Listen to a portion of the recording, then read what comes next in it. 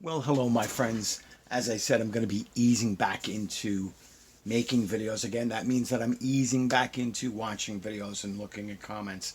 So, Gary out there in California, I am just finding out that you were under the weather, so to speak, that you were not at the top of your game. I hope that you are fully recovered. And the other day, last week, I think, I made a few videos about this little remote control from Hot Wheels. And then I even did a sort of a follow up, and I mentioned that a number of years ago, I forget what year, 2010 maybe, that I had found this Radio Shack version of a Zip Zap. I think they had some sort of Zip Zaps, little remote control car, the Starsky and Hutch. And I figured that would be the end of it for this year anyway. And I mentioned that every few years I buy myself a little remote control car. So, color me amused, this morning I went out to Walmart of all places, and the returns were not crazy, the lines were not crazy. I just had to run in to look for something real quick, and I spotted this. Wow, Adventure Force Nano Racer. So this is in direct response to Hot Wheels coming out with their series of RC cars this year, without a doubt. This was the only one on the nearly empty shelf. There were no others, but it does look like there are four choices. This one, the two-door new Bronco, the Jeep Gladiator, looks like a Corvette C8, and a late model Mustang. And it looks like charge car with controller for continued racing, instruction booklet, Nano Racer, 2.4 gigahertz, which I believe is the same frequency as the Hot Wheels. It is rechargeable batteries, full function, precision RC, lights up. So this is through Walmart here in the United States. Now, Walmart Adventure Force are Maisto Fresh Metal normally. So there's no obvious clue as to who actually makes this for Walmart, but it is licensed from Ford. It is a 2021 Walmart copyright, distributed by Walmart. So there's all the information. So I'm going to pause the camera real quick so I can take this out of the package and cut all the clips and everything without damaging anything and without wasting your time. So just hold on tight while I do this. Okay, so I got it out of the package without any real problem. So it has a tiny little remote. You put in the two 1.5 volt AA batteries in here. You flip up the little charging port. You mount it to that and you let it charge. Just similar in fashion to the Hot Wheels. Maybe I will do a second video when it's fully assembled and charged. But so this is a very plastic situation. Now, for those that have a familiarity with remote control cars, there is the trim. Is a manual adjustment trim for the steering, right and left bias. Now the Hot Wheels does that with buttons here to adjust the trim, and there is a definite quality difference. Now here's the thing: the Hot Wheels is $20 in Target. This is $10 in Walmart. So this is much more a toy. I mean, they're both made of plastic. This Hot Wheels, there is no metal in this. I mean, no die-cast metal. It's not a die-cast metal chassis. But it is a better quality finish and texture. This, now, when this is fully charged and the lights work, that may be a different thing. But just you can almost see, you can see it's almost translucent, the plastic is so thin on the body. Well, no, that's unfair. It's just very thin plastic, which is fine. But you know what? It does look like, in general terms, does look like a new Bronco. So this green light Black Bandit. So this is a two-door here, the plastic one, and this one is a four-door. But you know what? I'll give them their credit. They seem to have got general dimensions close to 164. And that would normally not be a consideration for people shopping for this, but it is just a goof fun factor. I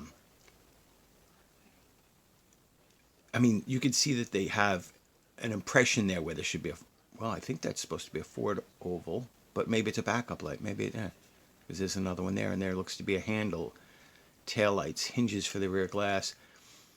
They sort of duplicate this roof texture and system. Other than this being, a cheap remote, some of the details are done well enough to be familiar. So this is a very toy-like vehicle. And I will see how long this is going to take to charge.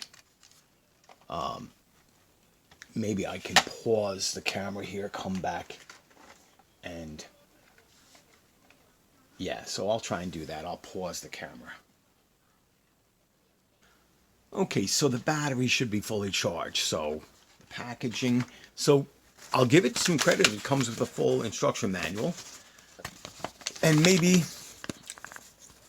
the mystery of who actually made it. New Bright Industries customer service. So, U.S. Toy Sales and Marketing Company. That's the marketing company. I don't know. So, that'd be interesting if I could find out, but it's not something I'm going to worry about. So, let's see now. Now that it's charged, the instruction should be to put this switch to on. Then there's a process for pairing the vehicle. The first time's always charging instructions, transmitter, battery, troubleshooting, proper use. Let's see.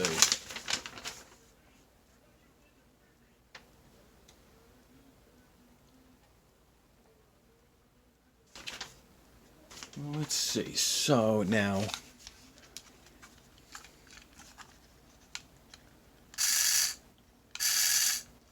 all right. All right. So traditional. Give it some gas. Give it some accelerator. The lights come on.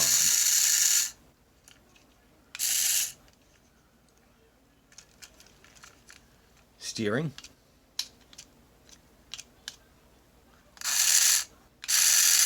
Oh, hold on. If you go in oh, that's too much. All right. So.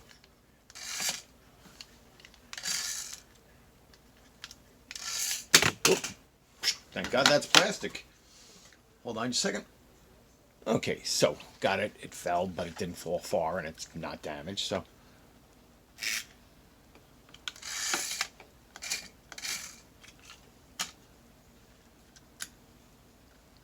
So for $10, for a goof, for a gag gift or a stocking stuffer, or just for a young child that that it's gonna break quickly.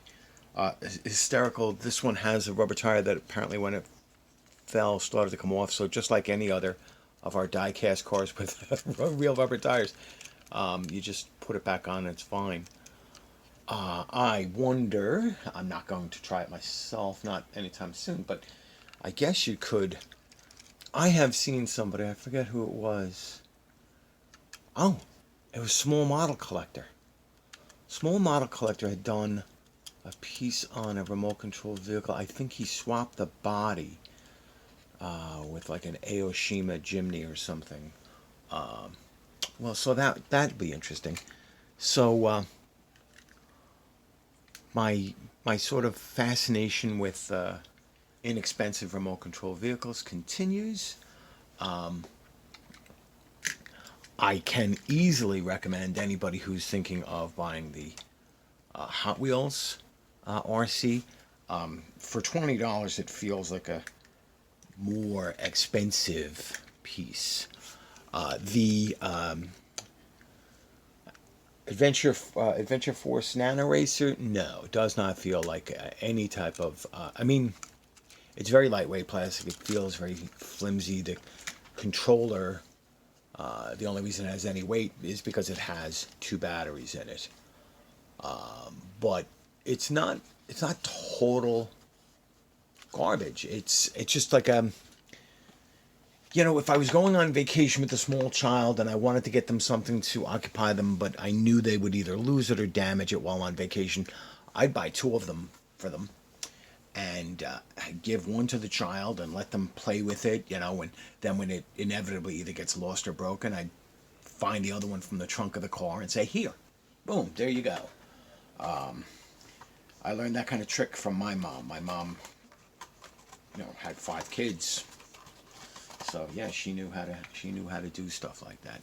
So that would be my recommendation for you. So the Hot Wheels is better, but the Adventure Force Nano Racer for $10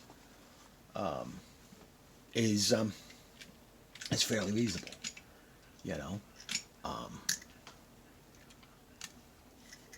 yeah. It could sit in the background in a diorama, you know, or you could take. No, it makes the mind wander with customization possibilities. For $10, you take out the remote and the RC radio control car chassis and the lights, and you put that into something that you've customized. You could do that. I wonder. Let's see. Well, I mean, so here is a green light Bronco. I mean, nothing's. Just, yeah, use your imagination. I mean, now the tires would be, well, that's the thing. A $10 RC car is fodder for, you could buy two of them to take apart and one to, customize. But either way, there we go. An update on the little micro RC. Not normally my, wheelhouse, not my experience, but I just thought this would be fun. So like, share, subscribe, comment down below. You guys have, I'm on vacation this week, so I'm going to be making a few videos, but I'm going to still be a little slow. So like, share, subscribe, comment down below. Thank you for watching, and I'll see you later this week. Bye.